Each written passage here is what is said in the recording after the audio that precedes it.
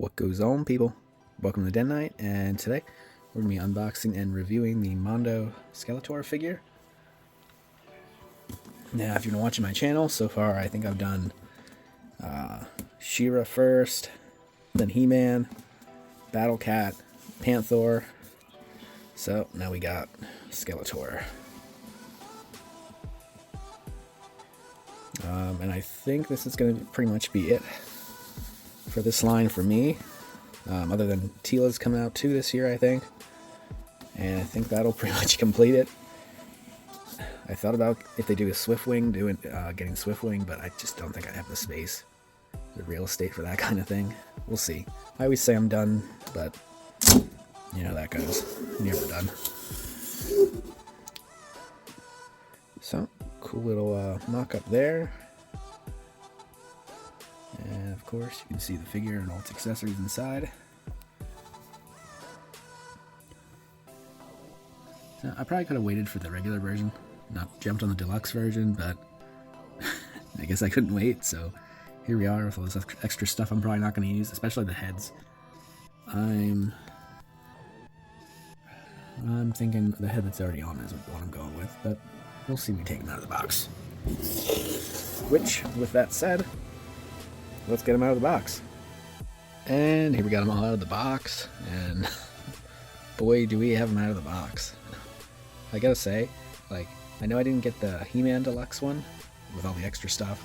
I'm pretty sure the She-Ra I got was considered deluxe, and I don't recall her coming with so much stuff. Maybe that's just how the character is, I don't know. But there's a ton of shit in here. Where to start? So, it comes with the stand, of course, which I don't think that's going to get used, because I'm going to try and get him on Panther. But I don't even know where to start. So, we got his pet dragon thing here that I don't remember anything about. Pretty neat. Does he have, yep, articulated jaw, articulated legs. Pretty detailed for like a little side,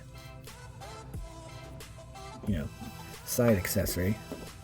I don't know that I'm going to use him, because as you can tell I don't really know anything about him, but pretty neat. Got the chain here, which I guess this end goes with Skeletor somewhere to hold. I don't know. I saw a lock too. Yep, there's a lock. Even this little thing. Look at all the detail on this. It's even like patinaed. If that's the word. This is probably his accessory too. Pretty sure. So he's got these gauntlets. Sorry if I'm all over the place. These gauntlets that are even, they look like they're articulated, are they? I can't tell. They look like they are, but I'm not sure if they are. They're not like cooperating. They might not be, but they look like they are. Yeah, they don't move, that I can tell, unless they're just cold. Oh. Oh, oh, oh. Yeah. Anyway, those are really neat. I think this is a lot of deep Motu lore that I'm not privy to at the moment. Apparently I've been out of it a little too long. Of course, his signature staff, which I definitely am going to find a way to pose him with. Hopefully on Panther. Very, very detailed. Very, very nice.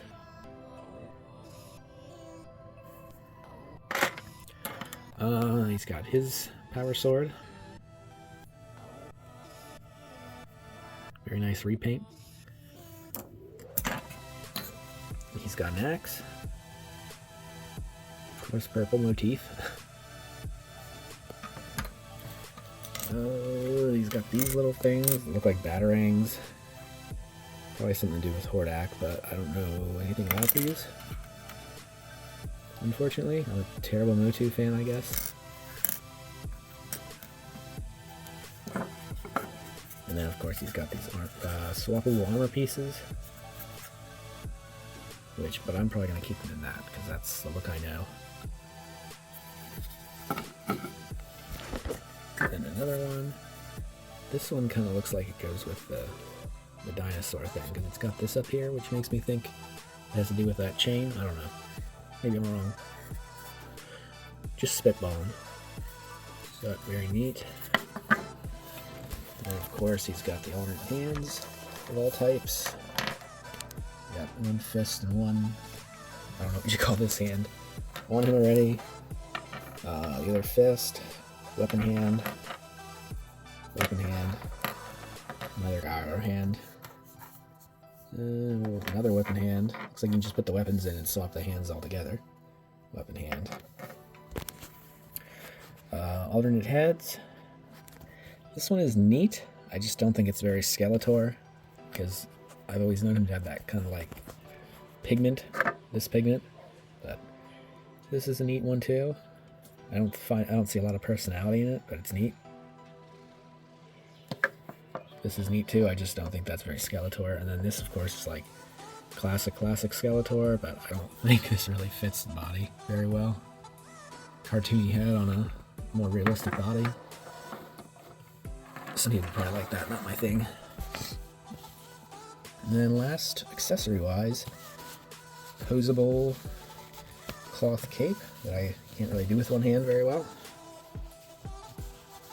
Very high quality, with also a hood. So I'm guessing the hood separates from this head. You can use the cloth one instead, which is probably what I'm going to do. But we can get to Skeletor now. So yeah, this is the plastic hood he has on right now. It does look like, yeah, it's definitely separate from the head. But this is probably the head I'm going to go with too. I like that one. But take a good look at all the armor. I love the paint job there. It just looks so realistic. Very nice. Detail on all of his armor. Of course, the fake fur here. Fake as in it feels like fur, not fake as in it's plasticky fur. All around. Got a good detail there.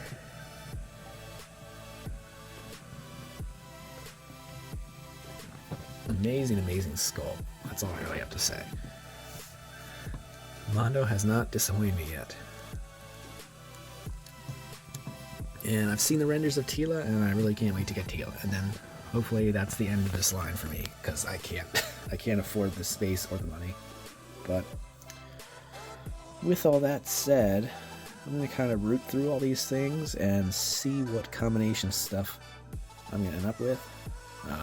Probably going to be boring. You already know what I'm going to end up with, but let's experiment.